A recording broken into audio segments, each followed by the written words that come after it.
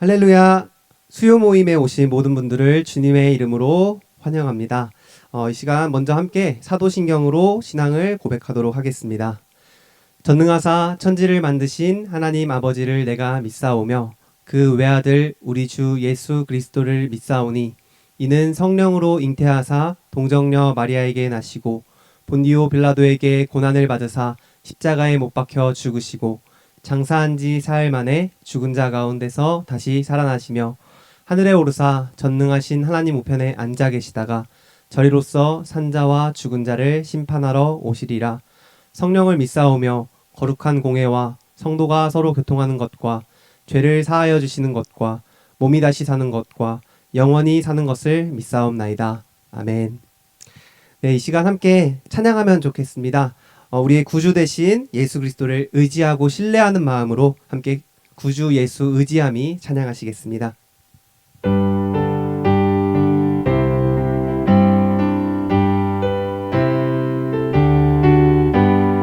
구주 예수 의지함이 심히 기쁜 일일세 허락하심 받았으니 의심하주 없도다.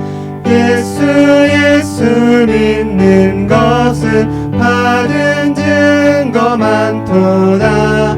예수 귀한 예수 믿음 더욱 주소서. 구주 예수 의지함이 심히 기쁜 일일세 주를 믿는 나의 마음 그의 피에 적시네. 예수 믿는 것을 받은 증거 많도다. 예수 귀한 예수 믿음 더욱 주소서. 구주 예수 의지하여 죄악 벗어버리네. 악이 받고 영생함을 주께 모두 얻었네. 예수 믿는 것을 받은 증거 많도다. 예수 귀한 예수 믿음 더욱 주소서.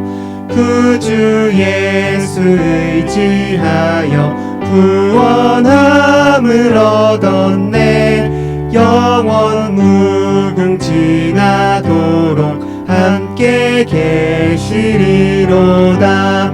예수 믿는 것을 받은 증거 많도다. 예수 귀한 예수 믿음 더욱 주소서. 아멘. 우리의 삶이 예수 그리스도를 의지하는 그러한 삶이 되길 소망합니다. 이 시간 함께 다시 한번 찬양하실 때 우리의 갈급함을 채우시는 주님 앞에 나아가시는 마음으로 함께 찬양하시겠습니다.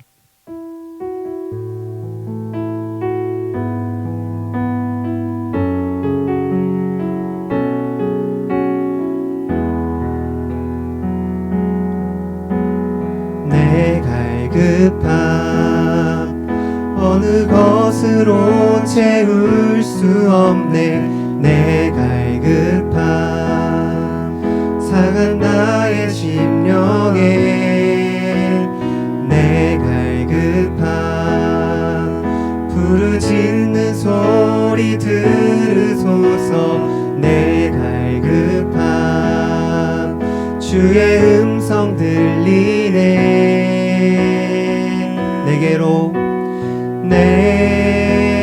내게로 나오라. 영원히 목마름 전혀 없으리. 내게로 나오라. 가까이 생수의 근원 되신 주께 내게로 나오라. 영원히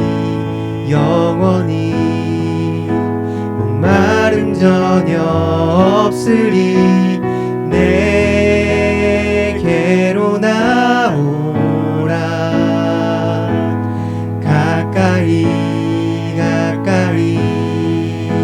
생명의 근원 되신 주께 나 무엇과도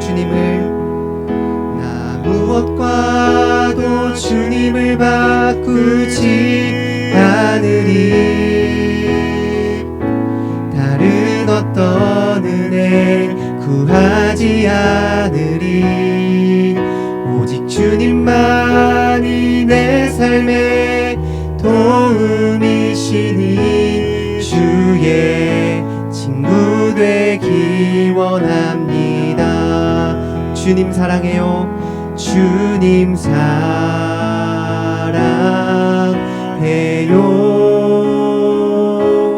온 마음과 정성 다해 하나님의 신실한 친구 되기 원함. 다시 한 번 더 나 무엇과도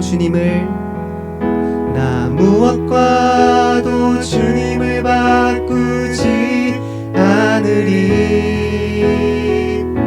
다른 어떤 은혜 구하지 않으리 오직 주님만이 내 삶의 도움이시니 주의 친구 되기 원합니다.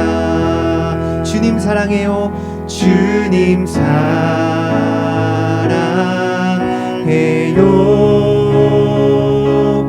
온 마음과 정성 다해 하나님의 신실한 친구 되기 원합니다. 이 시간 우리 함께 잠시 기도하겠습니다. 우리의 삶 가운데 그 어떤 것보다도 주님을 더욱 사랑하게 해달라고, 그 어떤 것과도 주님을 바꾸지 않는 그러한 삶을 살 수 있게 해달라고 이 시간 함께 기도하시면서 나아가시도록 하겠습니다. 기도하겠습니다. 하나님 아버지 감사합니다. 주님만이 우리의 소원 되게 하여 주시옵소서. 주님을 더욱 사랑하고 우리의 모든 것 다해 주님을 섬기며 예배하는 삶을 살 수 있게 주님 함께하여 주시옵소서.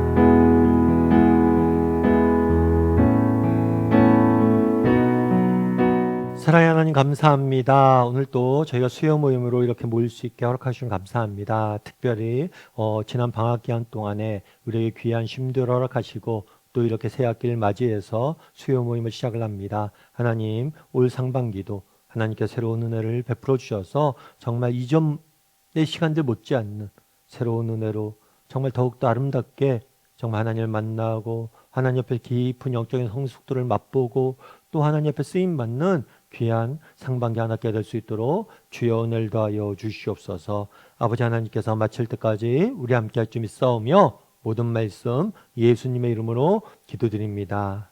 아멘. 오늘부터 이제 2026년도 1학기 상반기 사역이 시작되죠. 수요 모임도 이제 시작이 되고 이번 주부터 다락방이 되는데요. 이번 상반기에는 오카노 목사님이 쓰신 다락방 교재인 에베소서를 가지고 좀 하길 원합니다. 에베소서 같은 경우에 저희 교회가 처음에 개척했을 때 한 번 했었어요. 그런데 조금 시간도 오래됐고 그때 못하신 분들도 있기 때문에 한번 같이 보면서 은혜를 봤으면 좋겠습니다. 그래서 오늘부터 상반기에는 에베소서 가지고 함께 다락방 교제 진행한다는 거 기억해 주시면 좋을 것 같고 함께 배워보도록 하겠습니다. 오늘은 1과죠. 에베소 교회와 바울의 인사라는 제목을 가지고 에베소서 1장 1절부터 2절까지 말씀을 좀 살펴봤으면 좋겠습니다. 먼저 마음의 문을 열매를 같이 한번 볼까요? 마음의 문을 열매를 같이 읽도록 하겠습니다. 에베소서는 바울이 로마 감옥에 수감되어 있을 동안 쓴 4편의 서신 중 하나다.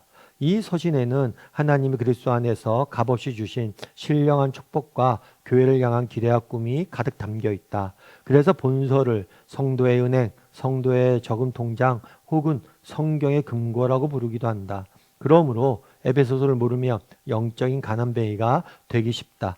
아버지는 엄청난 부자인데 아들은 우리가 빈민굴에 살아서야 되겠는가? 하늘의 축복으로 부유한 삶을 누리고 주님의 교회가 지닌 신령한 은혜 속에서 무럭무럭 자라가야 할 것이다. 에베소서에 대해서 우리가 배우게 되는데, 에베소서는 바울이 로마 감옥에서 쓴 편지 중에 하나라고 이야기합니다. 바울이 로마의 감옥에 말년에 갇히게 돼요. 근데 이 감옥에서 갇혀 있을 때 네 편의 편지를 쓰게 됩니다. 에베소, 골로새, 빌립보, 빌레몬소, 이 네 편의 편지를 썼는데 그 중에 하나가 에베소서예요. 그래서 바울이 로마의 감옥에서 에베소 교회를 향해서 쓴 편지예요. 그런데 이 편지에는 뭐가 담겨져 있냐면 하나님이 그리스도 안에서 값없이 주신 신령한 축복, 하나님께서 우리에게 주신 복이 무엇인지, 하나님께서 우리에게 주신 축복이 무엇인지, 그리고 우리 교회와 우리 각 사람을 향한 어떤 꿈을 갖고 있는지. 그래서 에베소의 중심 주제는 축복과 꿈이에요. 하나님이 주신 영적인 축복과 하나님이 우리에게 갖고 있는 꿈, 교회를 향한 꿈, 이 두 가지가 담겨져 있다는 것. 그래서 에베소서를 통해서 하나님이 우리에게 어떤 축복을 주셨는지, 그리고 어떤 꿈을 갖고 있는지 우리가 배우게 되는 거죠. 특별히 오늘은 에베소서 1장의 1절과 2절이에요. 1절과 2절은 인사말이에요. 그래서 바울이 편지를 쓸 때 본론을 시작하기 전에 늘 인사말로 시작을 합니다. 근데 오늘 1절과 2절은 인사말인데, 이 인사말을 통해서 우리가 배울 수 있는 점, 깨달을 수 있는 점 무엇인지 함께 나누고 또 기도하는 시간들을 좀 가졌으면 좋겠습니다. 말씀에 씨를 뿌리며 한번 같이 보도록 하죠. 1번입니다. 바울은 에베소 교회를 제3차 선교 여행 중에 개척했다. 사도행전 19장 8절부터 20절을 읽고 다음을 정리해봐라. 바울은 전도 여행을 떠납니다. 그런데 바울의 이제 전도 여행이 1차, 2차, 3차, 4차 이렇게 진행이 돼요. 그럼 이 차수를 어떻게 구분하느냐? 바울이 전도 여행을 처음 시발점이 어디냐면 안디옥이에요. 안디옥에서 전도 여행을 떠납니다. 그리고 안디옥으로 다시 돌아와요. 그러면 1차가 끝난 거예요. 그리고 또 2차, 안디옥에 또 출발해요. 그리고 다시 돌아오면 2차가 끝난 거예요. 이런 식으로 계속해서 안디옥을 중심으로 1차, 2차, 3차가 되어 있는 거예요. 특별히 이 3차 전도 여행은 아시아 지역을 주로 전도를 했어요. 특별히 이 아시아 지역은 그 당시에는 성경에서는 아시아 지역, 소아시아 지역이라고 불렀고 지금은 터키 지방이에요. 그래갖고 성지순례 갈 때 터키 지방으로도 많이 갑니다. 그럼 이 터키 지방에 사도 바울이 교회를 개척하고 전도 여행했던 그런 유적지들이 많아요. 이 터키 지방에 있는 도시 중에 하나가 바로 뭐냐면 에베소예요. 그런데 이 에베소는 3차 전도 여행 때 굉장히 중요한 역할을 했습니다.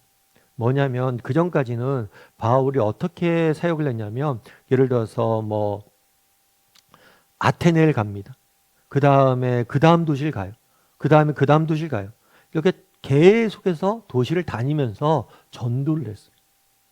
그런데 3차 전도여행 때는 어떻게 했냐면 에베소에 머뭅니다.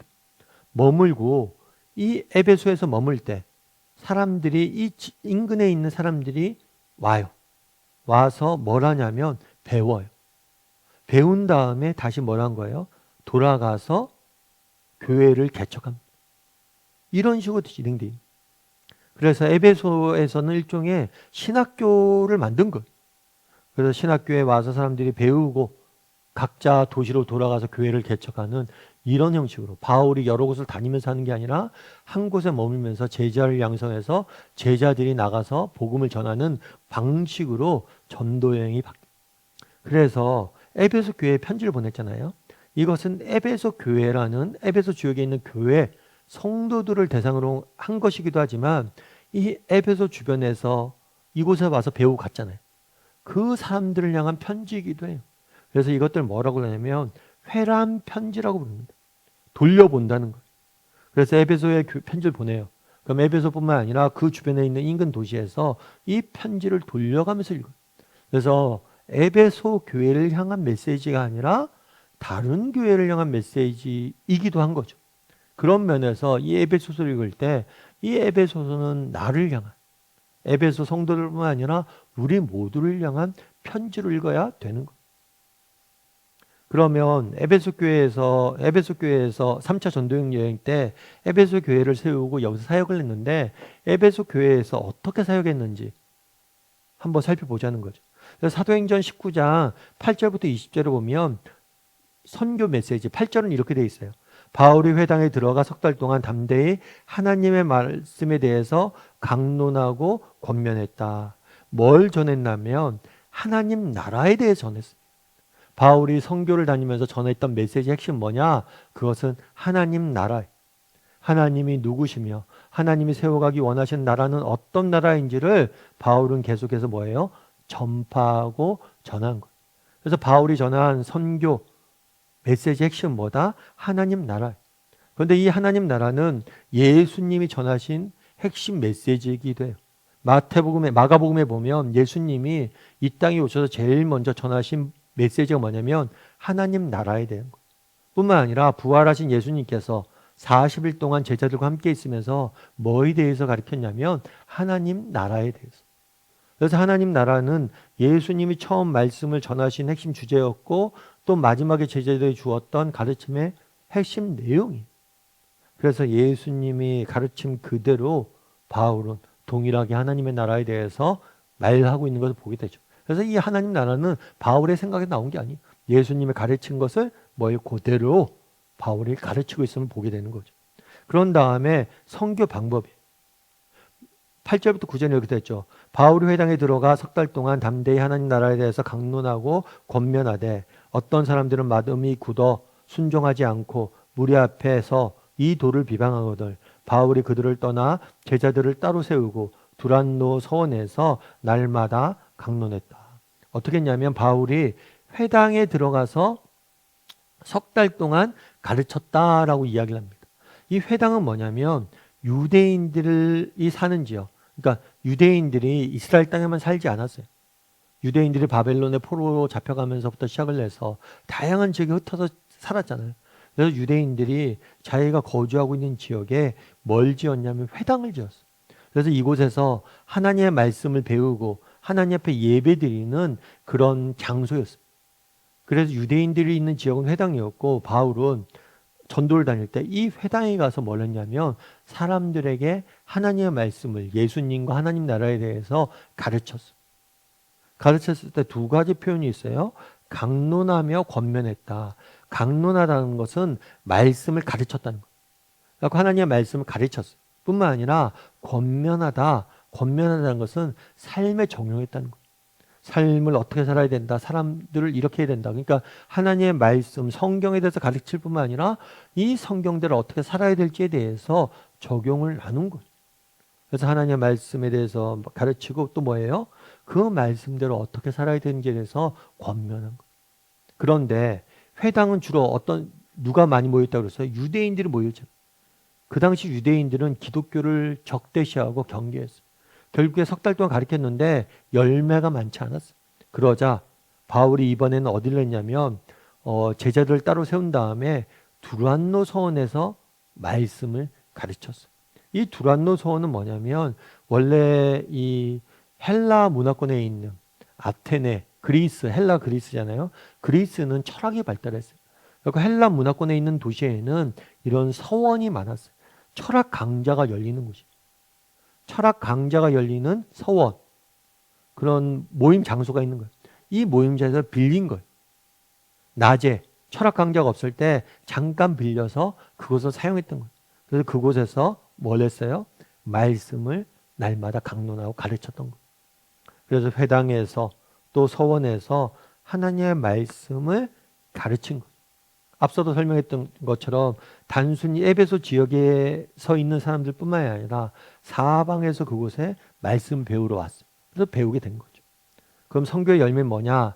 믿는 사람이 많이 와서 자복하여 행한 일을 알리며 또 마술을 행하던 많은 사람이 그 책을 모아가지고 와서 모든 사람 앞에서 불사르니 그 책의 값이 은 5만이나 되었더라라고 이야기를 해요.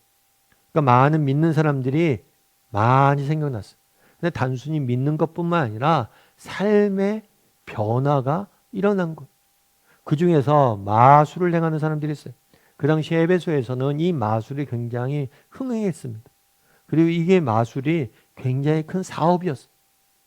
그래서 마치 18세기에 영국에서 노예 산업이 굉장히 영국이 3분의 1 차지하는 산업이었던 것처럼 이 마술 산업, 점치고 막 이렇게 하는 거, 이런 거 사업들이 굉장히 에베소에서 큰 비중을 차지했어요. 그래서 이 사업에 종사하던 사람들이 뭐예요? 예수님을 믿고 뭐란 거예요? 이 마술책들을 다 불살라 없앤 거예요.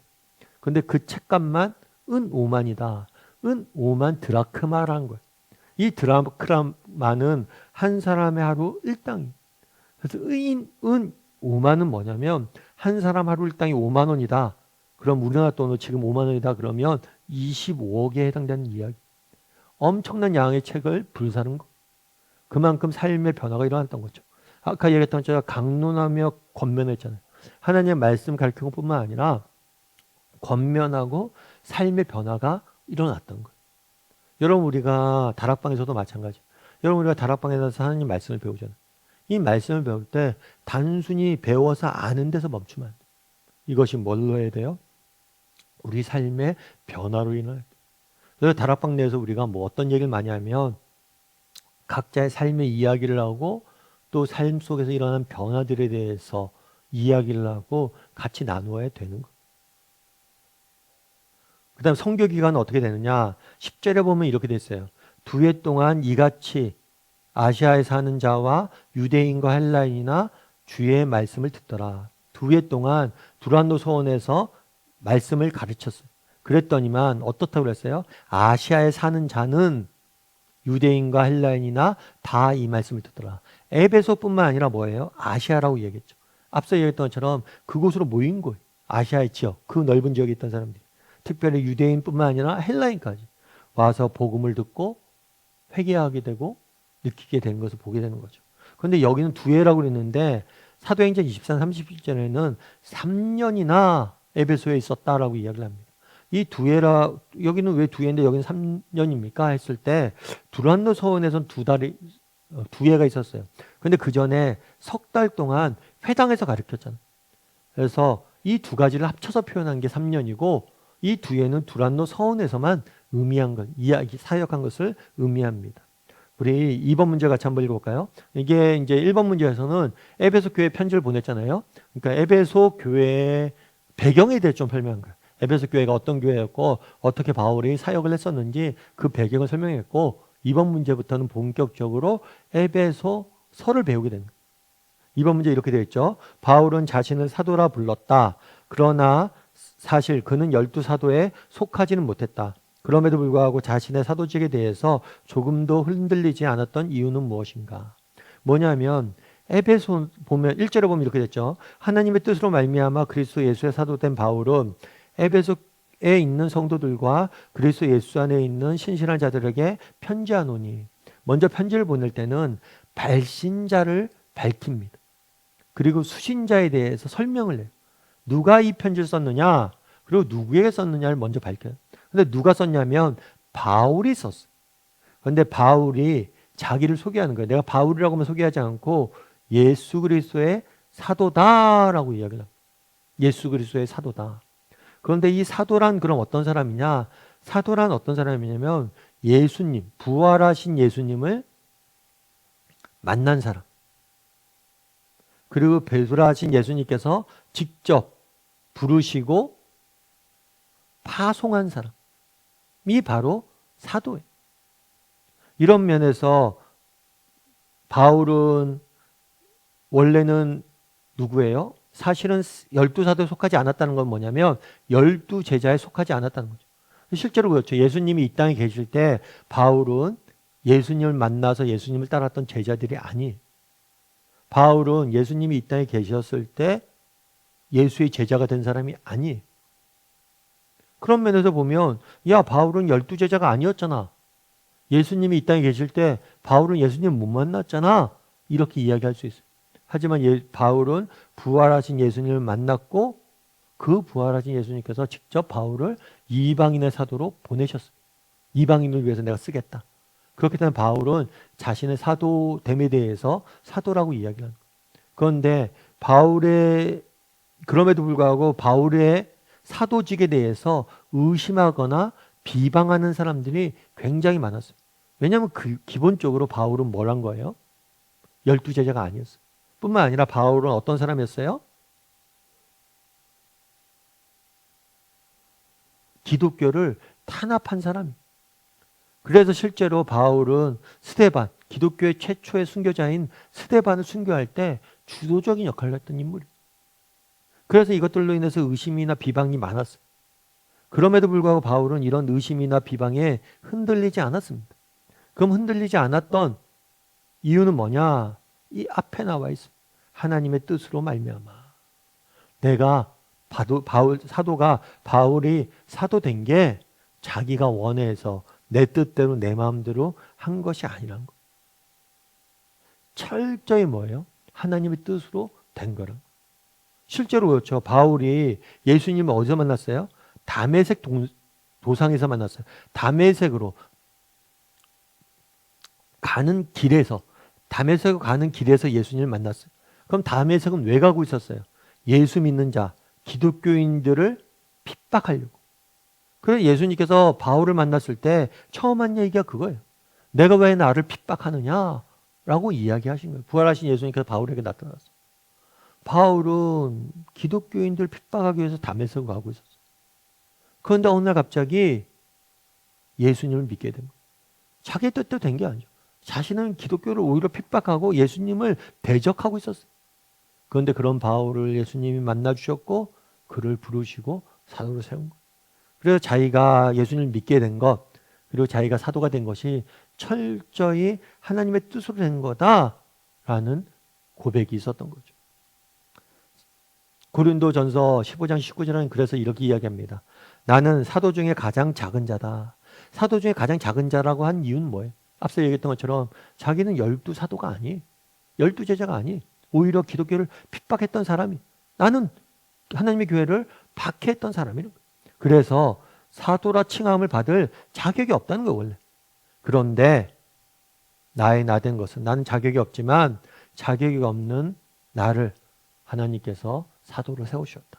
그래서 나의 나된 것은 뭐예요? 오직 하나님의 은혜다. 하나님의 뜻으로, 하나님의 은혜로 된 것이다 라고 고백을 하는 거죠. 그러면 3번 문제 같이 한번 읽어볼까요? 바울은 자기가 사도로 부름받은 것이 하나님의 뜻이라고 말한다.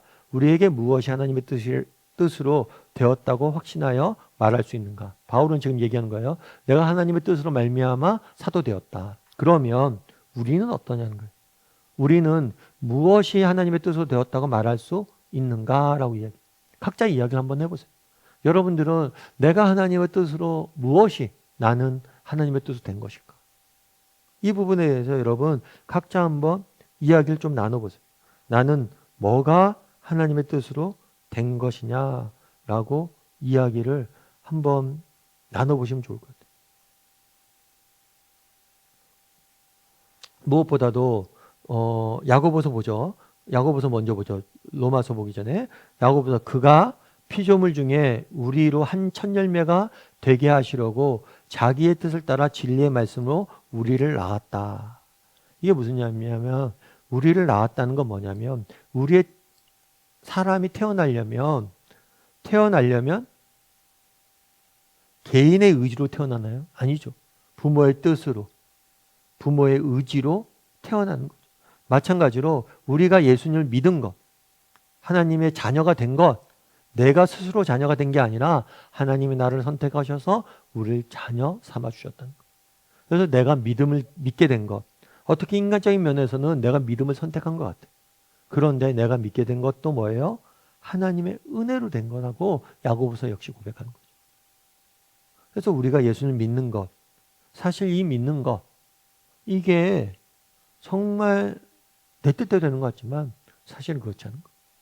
하나님의 뜻대로 되는 것. 뿐만 아니라 우리가 알거니와 하나님을 사랑하는 자, 곧 그의 뜻대로 부르심을 입은 자들에게 모든 일이 합력하여 선을 이루어진다.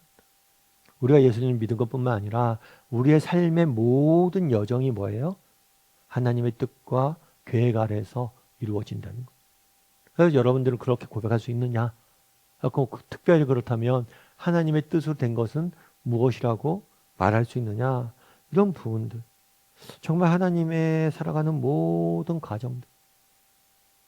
이 모든 것이 하나님의 뜻으로 됐고 그것들 통해서 하나님께서 선을 이루어 가신다라고 고백할 수 있는지 한번 이야기를 나눠봤으면 좋겠어요. 저도 그렇죠. 저도 목사가 된 게 다 하나님의 은혜죠. 정말 제 뜻대로 제가 된 게 아니라 하나님이 부르셨기 때문에 제가 목사 될 수 있었고 또 믿음도 가질 수 있었고 삶의 모든 과정도 마찬가지예요.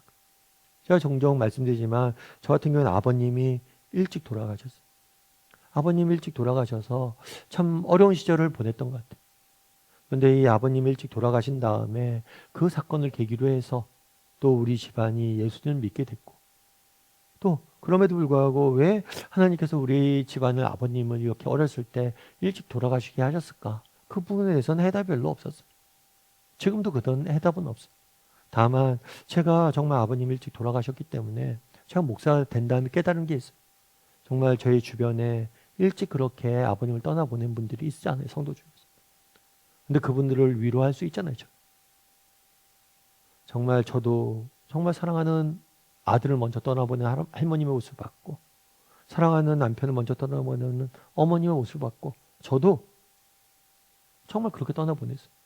그런데도 불구하고 하나님께서 우리 가정을 지킨 것처럼 정말 사랑하는 사람들을 먼저 떠나보낸 사람들을 좀 제가 위로할 수 있는 은혜가 있도록. 여러분 정말 우리가 삶에 예수를 믿는 것도 하나님의 뜻으로 이루어집니다. 하지만 모든 것이 협력하여 선을 이룬다. 정말 내가 때로는 고난조차도 하나님의 선한 계획 가운데 이루어졌음을 우리가 고백할 수 있는 것. 그래서 내가 모든 것이 하나님의 뜻으로 된 것이 무엇인지 한번 이야기를 나눠보세요. 정말 우리가 사람을 만나는 것도 마찬가지. 우리가 생각하기엔 내가 선택해서 누군가를 만났다고 생각하지만 하나님의 계획 아래서 정말 누군가를 만나게 하시고 그 만남을 통해서 우리를 빚어가신 우리 가정도 마찬가지.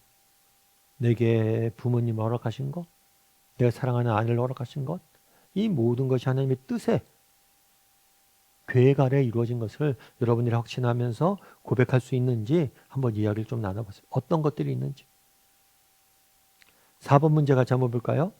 사도 바울은 에베소 교회의 신자를 어떻게 부르고 있는가? 앞서 얘기했던 1절에서 보면 앞부분에 대해서는 발신자예요. 보낸 사람이 누구냐? 그럼 받는 사람이 누구냐? 에베소에 있는 성도들과 그리스도 예수 안에 있는 신실한 자들에게 편지하노니 에베소 도시에 있는 성도들과 신실한 자들에게 편지한다라고 이야기해요. 그러니까 수신자가 누구냐? 성도들과 신실한 자들. 그럼 이 성도들과 신실한 자라는 표현이 무슨 의미냐는 거죠. 그건 5번 문제를 통해 살펴봐요. 두 이름 중 성도는 하나님께서 믿는 자를 대하여 부르신 이름이라면 신실한 자는 사람들의 눈에 비친 믿는 자의 독특한 면목, 즉 정직하고 성실한 인품을 표현하는 명칭이라고 할 수 있다. 우리는 신실한 자라고 부를 만한 근거가 어디에 있는가? 실제로 우리가 그런 이미지를 사람들에게 심어 주었는지에 대해서 이야기해봐라. 뭐냐면 오늘 본문에 보면 성도들과 신실한 자들이라고 이야기했잖아요. 성도는 하나님 편에서 부르는 이름이란 거예요. 하나님 보시기에. 예를 들어서 성도란 뜻은 뭐냐면 거룩한 백성이란 의미예요. 거룩한 백성, 거룩한 자라는 의미예요. 이 거룩하다라는 건 성경에서 뭐냐면 구별됐다는 구별. 너희는 구별된 자라. 다르게 말하면 하나님이 우리를 구별하셨다는 거예요. 그래서 우리가 거룩한 거예요. 그러니까 이게 수동태. 예를 들면 그런 거죠. 그 당시에 대표적인 예가 그런 거예요. 이스라엘 백성들은 성전에서 예배를 드렸습니다. 그리고 성전에 예배 드리기 위해서는 여러 가지 성전에 쓰는 그릇들이 있어요. 이 그릇들은 거룩한 그릇, 성물이라고 불렀어요. 그런데 그릇 자체가 거룩한 건 아니에요. 원래 그릇이 여러 개가 있었어요. 그런데 그 중에 하나를 선택해서 성전에 쓰기로 결정한 순간 이건 성물이 되는 거예요. 그래서 마찬가지로 우리가 거룩해진 건 뭐냐면 하나님이 우리를 하나님의 자녀로 구별하셨기 때문에 우리가 거룩해진 거예요. 그래서 이 거룩한 백성, 거룩한 자, 성도란 표현은 뭐냐면 거룩한 자라는 표현이에요. 근데 이 거룩하다는 것은 구별하다는 거, 구별되어졌다는 거.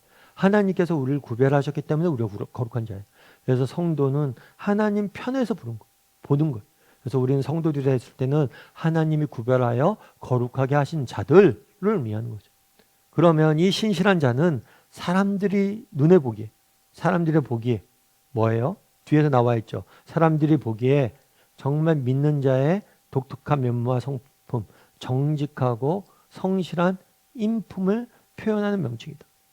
그래서 우리가 거룩한 자가 되었다면 사람들이 보기에 어떤 사람이 되어야 돼요? 신실한 자가 되어야 돼요. 신실한 자. 그래서 마태복음에서 뭐라고 되어 있냐면 이같이 너희 빛이 사람 앞에 비추게 하여 그 너희 착한 행실을 보고 하나님께 영광 돌리게 하라. 착한 행실을 보고. 우리가 성도가 되었다면 우리가 세상 속에서 뭐예요? 신실한 자로 살아가야 되는 거예요. 하나님께서 우리를 성도를 만드셨다면 우리는 뭐예요? 세상 속에서 신실한 자가 되어야 되는 거예요. 그럼 왜 우리가 신실한 자라고 할 수 있느냐? 그 근거는 뭐예요? 그리스도 안에 있기 때문에. 우리가 예수 그리스도 안에 있기 때문에 뭐예요? 우리가 신실한 자. 우리가 예수 그리스도를 믿는다면, 우리가 그리스도 안에 있다면 우리는 신실한 자가 되는 거예요. 그러면서 한번 여러분들을 이야기를 좀 나눠보세요. 나는 그럼 얼마나 세상 속에서 신실한 자로서 세상 속에 살아가는가? 세상 사람들이 보기에 나는 신실한 자다라고 표현할 만한 무엇인가가 있는가? 그래서 사실은 여러분 우리가 여기서 조심해야 될 게 있어요. 그건 뭐냐면 우리가 완성된 게 아니라는 거. 우리가 진짜 착한 행실을 보고 하나님께 영광 돌리라고 했는데 정말 그렇잖아요. 우리가 완전히 성화된 성인 군자가 아니잖아요. 그런 면에서 보면 우리에게 부족한 점도 있고 연약한 점도 있어요. 하지만 그럼에도 불구하고 내 삶 가운데 뭔가 세상 사람들과 다른 무엇인가가 있어야 된다는 거예요. 그 부분에 대해서 여러분들 한번 나눠보라는 거예요. 내가 정말 세상 속에 살면서 그래도 내가 믿는 자인데 믿는 자다운 면들이 내가 있는가? 그리고 내가 완성된 자는 아니에요. 우리 모두 완성된 자는 아닌데 그 중에 한 개라도 내가 좀 이런 면에서는 내가 조금 나아지고 있습니다. 어떤 게 있을까요? 예를 들면 제가 화, 분노 이런 것들은 제가 좀 나아지고 있습니다. 그리고 제가 종종 예화 드리죠. 어떤 목사님이 있었습니다. 이 목사님 원래 깡패였어요. 깡패였는데 예수님을 믿었어요. 예수님 믿고 나서 복음을 전했어요. 그 복음을 전하다 보니까 어떤 사람이 예수쟁이가 와서 복음 전한다고 해서 소금을 막 뿌린 거야. 물 뿌리고 막 그런 거야. 그래서 이 목사님이 이걸 다 믿고 물을 맞은다고 그런 거죠. 예수는 내가 믿고 복은 당신이 받는군요. 무슨 얘기예요? 내가 정말 예전에 깡패였다면 당신이 나한테 물 뿌렸다면 당신 나한테 죽었다. 그런데 내가 예수를 믿는다니까 이제 내가 화도 덜 내고 분노하지 않고 사람들 품으려고 한다. 정말 내가 예수님이기 때문에 정말 세상을 살다 보면 화난 일, 억울한 일들이 얼마나 많아요. 그럴 때 내가 한 번이라도 더 참았던 경험들이 있는가? 아니면 내가 좀 예수 믿는 사람이기 때문에 남들보다 좀 더 솔선수범하려고 그러고 남들을 좀 더 도우려고 그러고 좀 더 선한 모범적으로 좀 그래도 말 한마디라도 따뜻하게 하려고 그러고 또 뭐 이상한 얘기들 세상에 막 그냥 온갖 더러운 얘기를 많이 할 때 그래도 참여하지 않고 그러려고 노력했고 그런 것들 여러 가지 것들 한번 여러분들이 이야기 나눠보세요. 내가 어떻게 어떤 면에서 정말 신실해지려고 노력하고 있는지 나타나고 있는지 열매가. 6번 문제 같이 한번 읽어보죠. 1절에서는 발신자와 수신자를 다루었습니다. 그 다음 2절에서는 인사말, 축복을 빌어요. 6번 문제 이렇게 됐죠. 바울이 축복을 빌 때마다 거의 예외 없이 은혜와 평강을 언급한다. 세상에서 오는 것도 아니고 사람이 만들어낸 것도 아닌 이 두 가지는 누구에게서 오는 것인지 2절을 가지고 답해보라. 하나님 우리 주 예수 그리스도와 하나님 아버지와 우리 아버지와 주 예수 그리스도로부터 은혜와 평강이 너희에게 있을지어다. 늘 바울은 뭐라 하냐면 은혜와 평강이 너희에게 있을 것이다 라고 이야기했죠. 앞서 우리가 사도행전에 대해서 배울 때 에베소에 헬라인뿐만 아니라 아시아에 있는 헬라인뿐만 아니라 유대인들이 다 와서 복음을 들었다라고 이야기를 하죠. 그런데 그 당시에 유대인들과 헬라인들은 독특한 인사법을 가지고 있었어요. 그건 뭐냐면 유대인들은 샬롬이라고 인사했어요. 사람들 만나면. 이 샬롬이란 게 뭐냐면 평안하십시오. 평강하십시오라는 거예요. 평강을 의미해요. 샬롬. 근데 헬라인들은 뭐냐면 카이레라고 인사했어요. 이건 뭐냐면 기뻐하라라는. 그러니까 유대인들은 샬롬, 평안하십시오라고 이야기를 했고 헬라인들은 카이레, 기뻐하십시오라고 이야기했어요. 근데 이 은혜라는 카리스라는 단어가 이 카이레라는 말에서 나온 거예요. 그래서 헬라인들은 은혜를 구했고 유대인들은 샬롬을 구했어요. 그런데 너희가 헬라 사람들은 우리가 기뻐합시다, 기뻐합시다, 기뻐하세요 라고 인사를 했는데 너희가 그렇게 찾던 기쁨, 그걸 유대인들에게 이야기하는 거예요. 너희가 그렇게 찾고 싶고 갖고 싶었던 평안, 이 기쁨과 평안이 어디서 오냐는 거. 그것은 누구에게서 와요? 하나님 우리 아버지와 주 예수 그리스도로부터 온다. 그래서 바울은 은혜와 평강을 구했는데 이건 당시에 흔한 인사말이었어요. 그런데 강조하고 싶은 게 있어요. 이 은혜와 평강이 누구로부터 온다고요? 예수 그리스도. 우리 하나님으로부터 온다는 거예요. 그래서 그 부분에 대해서 강조해서 이야기하고 인사하고 있는 거예요. 그래서 너희가 구하고 있던 기쁨과 평안이 하나님과 아버지로부터, 하나님과 예수 그리스도부터 너희에게 있기를 내가 구한다.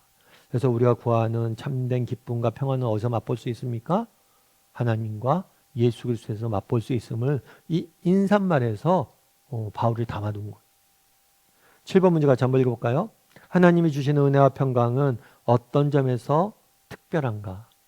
요한복음 1장 14절에 이렇게 됐어요. 말씀이 육신이 되어 우리 가운데 거하심에 우리가 그의 영광을 보니 아버지의 독생자의 영광이요 은혜와 진리의 충만이더라. 여기서 말씀은 예수님이 육신이 되었다. 육신을 믿고 이 땅에 오셨죠. 그래서 우리 가운데 거하셨다. 우리 가운데 함께 하셨다. 이 거하셨다는 건 장막을 치셨다는 거. 자, 집을 짓고 우리 함께 사셨다는 거.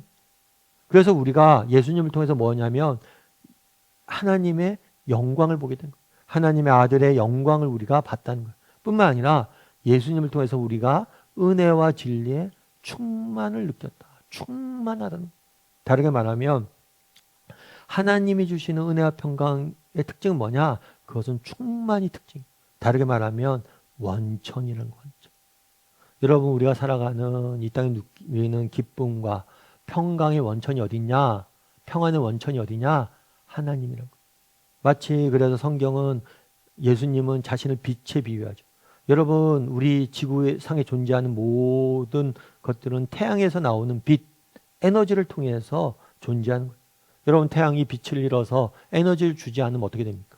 식물이 다 죽겠죠. 식물이 죽으면 식물만 죽습니까? 동물도 죽고 다 죽는 거예요. 마찬가지로 정말 우리가 누리는 기쁨과 은혜의 원천 어디냐는 거예요. 그것은 하나님이 우리를 지으시고 이 땅을 돌보시고 우리를 먹이시고 우리 인생을 붙들고 있기 때문에 우리가 뭘 하는 거예요? 기쁨과 평안을 맛보게 되는 거예요. 정말 하나님께서 우리에게 은혜 주시지 않고 우리 인생을 붙들지 않는다면 우리 인생은 어떤 기쁨도 어떤 만족도 누리지 못해. 우리의 기쁨과 만족의 원천 어디냐? 예수 그리스도. 우리 하나님. 우리 하나님 우리 인생을 붙잡고 계시기 때문에 맛보게 되는 거예요. 요한복음에서는 그렇게 이야기하죠. 평안을 너희에게 주노니 샬롬을 너희에게 주노니 나의 샬롬은 세상이 주는 것과 같지 않다. 세상에서 맛볼 수 없는. 물론 우리가 이 땅을 살다 보면 세상에서도 기쁨과 만족을 맛볼 수 있어요. 그런데 이 세상에서 주는 이 기쁨과 만족은 유통기한이 있어요. 영원하지 않아요. 잠시 일시적이에요. 여러분 정말 아파트도 마찬가지예요. 여러분 아파트 정말 단독주택에 살다가 아파트 살아보십시오. 야 아파트 너무 좋다.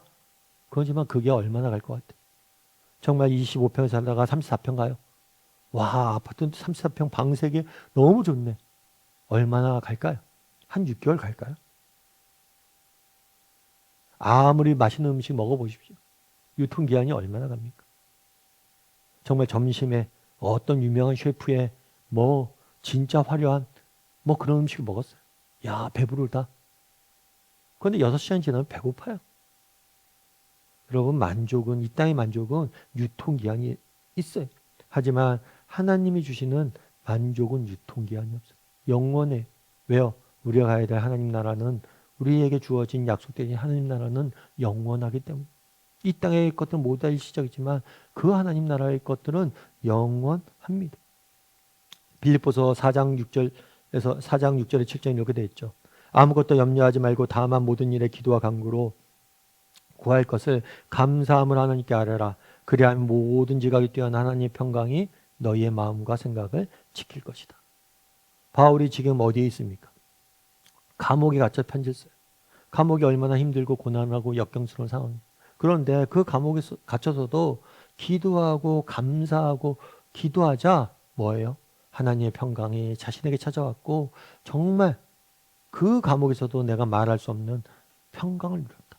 그래서 하나님이 주시는 평강은 뭐냐면 환경에 지배받지 않는, 주변 여건에 지배받지 않는 정말 그 내면에서 흘러나오는 그 말로도 할 수 없는 평강과 기쁨이라고.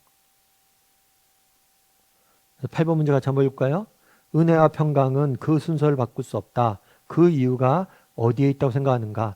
자신이 경험한 체험이 있다면 함께 나눠봐라. 은혜와 평강이라고 되어 있는데 순서를 바꿀 수 없다는 거예요. 평강을 맛보기 위해서는 은혜를 먼저 맛봐야 된다. 그래서 이것들을 뭐라고 표현하냐면 은혜를 통한 평강. 정말 하나님의 은혜를 맛볼 때, 하나님이 주시는 은혜를 맛볼 때 정말 마음속 깊이 누리는 평안. 그래서 앞서 얘기했던 것처럼 예수님이 주시는 평강, 평안 이런 것들이 정말 다시는 맛본 적이 있는지, 은혜를 통한 평강을 맛본 적이 있는지 한번 이야기를 좀 나눠보라는 거예요. 제가 예전에 한번 말씀드린 적이 있는 것 같아요. 제가 이제 제자반 할 때였어요. 제자반 할 때였는데 남자 제자반 집사님이 이제 할 때였어요. 그 제자반 시작하면서 집사님 혹시 기도 제목 있으세요? 그랬더니 그 집사님 그런 얘기를 하더라고요. 아, 목사님 제가 기도 제목이 있습니다. 왜냐하면 제가 젊은 날 뇌출혈로 뇌종양이 걸렸어 갖고 수술을 했어요. 그래서 이 뇌종양이 이제 지금 치유가 됐는데 수술은 잘 돼 치유가 돼서 정상적으로 생활하는데 그래도 약을 먹고 있어요. 그래서 이 약을 좀 줄였으면 좋겠어요. 그래서 약을 줄이고 건강이 회복되는 게 기도 제목이에요. 그래서 함께 제자 훈련하면서 열심히 하나님 앞에 기도하면 하나님 낫게 할 거예요. 라고 얘기하고 훈련하고 이렇게 기도를 했어요. 그런데 그러다가 시간이 지났는데 이 제자반 집사님이 그런 얘기를 한 거예요. 목사님, 제가 다음 주에 남자 집사님이거든요. 제자반을 못 나올 것 같아요. 그래갖고 왜 그래요? 그랬더니만 그 집사님이 사실은 우리 아내가 건강검진을 했는데 뇌에 문제가 있어서 수술을 해야 된대요. 그래서 너무 감사한 거는 건강검진을 해서 잘 발견하게 됐어요. 이런 이야기를 하는 거예요. 너무 답답하죠. 여러분, 이게 감사할 일입니까? 정말 젊은 날 두 부부가 다 큰 병에 걸린 거죠. 그것도 뭐 예수님 안 믿고 세상에 놀다가 이런 병 걸리면 이해라도 돼. 예수님 부부가 잘 믿고 열심히 살려고 했는데 둘이 다 이렇게 병에 걸린 거예요. 너무 답답한 거예요. 그래서 그 집사님 위해서 기도하고 함께 병원 가서 신방 가서 기도하고 다 기도했어요. 기도하고 나서 이제 수술 끝나고 그 다음 주에 제자반 왔어요, 집사님. 그래서 어떻게 집사님 수술은 잘 됐습니까? 그랬더니만 그 집사님이 그런 얘기를 하는 거예요. 수술실에 이제 아내가 수술실로 딱 들어가는 거예요. 밖에서 이제 기다려야 되죠. 기다리는데 기도는 안 나오더래요. 기도는 목사님이나 딴 분들이 많이 해줄 테니까 기도는 안 나오는데 찬양이 그렇게 나오더래요. 그때 불렀던 찬양이 뭐냐면 오직 주의 사랑에 매여. 오직 주의 사랑에 매여 내 영 기뻐 노래합니다. 주께서 베푼 은혜 너무나 많습니다. 아내가 수술실에 이렇게 들어갔는데 그동안 하나님이 내게 베푸셨던 은혜가 깊이 생각이 나더라고요. 야, 내 인생은 하나님께 너무 많은 은혜를 베푸셨구나. 그러면서 걱정은 안 되고 계속 찬양만 나왔대요. 오직 주의 사랑에 매여 내 영 기뻐 노래한다. 정말 이런 것들이 은혜를 통한 평강이죠. 이런 것들이 환경에 지배받지 않는 평강이죠.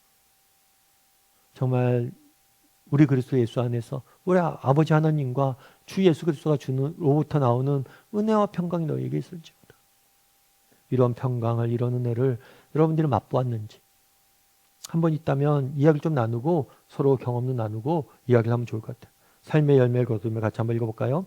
은혜가 충만하면 평강이 찾아온다. 그런데 우리 중에는 은혜가 메말라 평강을 잃어버린 자들이 의외로 많다. 혹시 당신은 그 중에 하나가 아닌지 정직히 반성해봐라. 그래서 한번 이야기를 좀 나눠보시고, 그러면 은혜를 메마르지 않기 위해서 해야 될 일은 뭡니까? 하나님 앞에 가까이 가는 거. 여러분들이 하나님이 가까이 가면 은혜는 반드시 주죠. 내가 얼마나 하나님 앞에 매여 있느냐, 붙어 있느냐, 그런 거. 그래서 여러분들, 우리가 아침 묵상, 매일 아침에 아침 묵상하는 이유가 어디에 있어요? 정말 가까이 가야 돼요. 하루 은혜 받지 않고 하루를 시작할 생각하지 마세요. 그러니까 평강이 사라지는 거예요. 아침 묵상도 하고 다락방도 하고, 이번 주부터 이제 다락방 시작이잖아요. 다락방도 하고, 정말 예배는 당연한 거고. 그래서 어쩌면 여러분들이 지난 한 학기 동안, 지난 겨울 동안 우리 다락방 쉬었잖아요. 그래서 여러분들이 은혜가 떨어졌을 수 있어요. 다시 다락방을 통해서 은혜를 채워야 됩니다. 그럼 평강이 넘칠 거예요. 그래서 여러분들 한번 정말 은혜는 하나님을 가까이 할 때 주는 거예요. 그래서 상반기에 좀 내가 이런 계획들, 이런 다짐들도 좀 나누고 그렇게 하면 좋을 것 같습니다. 이 시간 우리 함께 기도했으면 좋겠습니다. 기도하실 때 오늘 말씀 기억하면서 기도했으면 좋겠습니다. 그날에 정말 바울이 이야기합니다. 정말 은혜와 평강이 너희에게 있을지어다. 정말 우리도 정말 우리 가운데 하나님이 주시는 은혜와 평강을 맛보게 해달라. 내가 정말 하나님 앞에 더 가까이 나아가는 사람이 되게 돼. 그래서 하나님 앞에 더 가까이 나아감으로 하나님이 주신 은혜와 평강을 맛보는 오늘 하루, 이번 한 주간, 이번 한 학기, 특별히 다락방이 그런 공간이 되게 해달라고 기도했으면 좋겠습니다. 또한 바울이 이야기합니다. 하나님의 뜻으로 말미암아 나도 이렇게 고백하는 사람이 됩니다. 정말 우리의 하나님의 뜻과 선하신 계획을 믿고 하나님의 뜻대로 살아가는 사람들이 되게 해달라고, 그것들 바라보므로 하나님의 뜻대로 부르신 자에게 부르시면 후회가 없어요. 모든 것이 합력해서 선을 이루어가요. 그런 믿음을 가지고 살아가는 사람이 되게 해달라고 기도해 주시고, 또한 우리는 성도입니다. 세상 속에서 신실한 모습을 드러내야 돼. 그래서 내가 세상 속에서 신실한 자로서 살아가게 해달라고 이 시간 목소리로 같이 기도하도록 하겠습니다. 같이 기도하시겠습니다.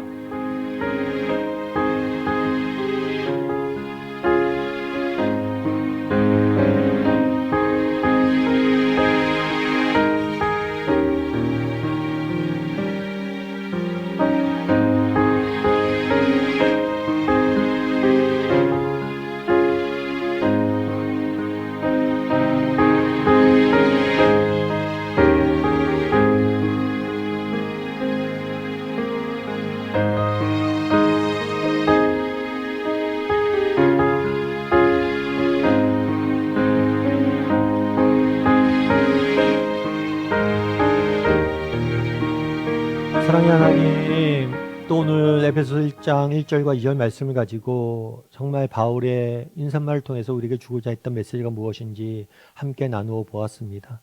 아버지, 무엇보다도 우리가 살아가는 것이 모든 것이 하나님의 뜻과 은혜로 된 것임을 기억하고 정말 하나님의 뜻의 선하심을 바라보므로 믿음의 경주를 하루하루 달려가는 우리 모두가 될 수 있도록 주여 은혜를 더하여 주시옵소서. 우리가 성도입니다. 정말 성도라면 우리의 믿음을 신실함으로 나타내야 됩니다. 세상 속에서 우리의 믿음을 신실함으로 증거할 줄 아는 자들이 될 수 있도록 주여 붙잡아 주시옵소서. 아버지, 날마다 하나님과 가까이 하기 원합니다. 그래서 정말 하나님이 주신 은혜를 맛보고, 그래서 은혜를 통해 평강을 누리는 우리 모두가 될 수 있도록 주여 은혜를 더하여 주시옵소서. 무엇보다도 다락방 시작합니다. 이 다락방이 은혜를 통한 평강을 누리는 장이 되게 도와 주시옵소서.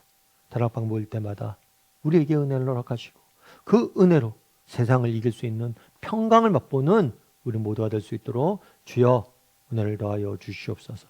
하나님께서 오늘도 우리 함께 할 줄 믿사오며 이번 한 주간도 우리의 인생을 지킬 줄 믿사오며 모든 말씀 예수님의 이름으로 기도드립니다. 아멘. 주기도문을 마치도록 하겠습니다. 하늘에 계신 우리 아버지여, 이름이 거룩히 여김을 받으시오며 나라의 임하옵시며 뜻이 하늘에서 이루어진 것 같이 땅에서도 이루어지이다.